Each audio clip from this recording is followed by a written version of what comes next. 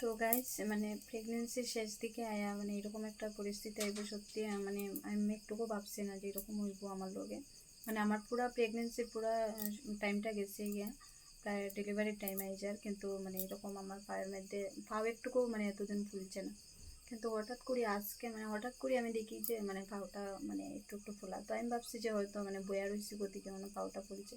কিন্তু এখন দেখি না, মানে আমি অনেক মানুষকেও দেখাইছি, তো দেখানোর পরে দেখা যায় না এটা পাউটা মানে এটা বোয়ার লাগিয়ে কোনো ফুলছে না, মানে এটা মানে কীরকম একটা জল নামে গেছে আর কি, এরকম একটা ব্যাপার। তো একটু দেখিও আমি দেখাইলাম, এই যে দেখতে পারে পায়ের অবস্থা হঠাৎ করে এরকম, এই যে পুরা পাউটা ফুলে গেছে। মানে ডাইন পাউটা একটু বেশি, বাম পাউটা একটু কম। এই যে এই যে পুরা একদম মানে পায়ের মধ্যে জল আইলে যেরকম হয় না, পুরা এরকম হয়ে গেছে। এই যে তো সত্যি আমার মানে খুব টেনশন লাগে আর কি, হঠাৎ করে এরকম কেন জানি হয়েছে।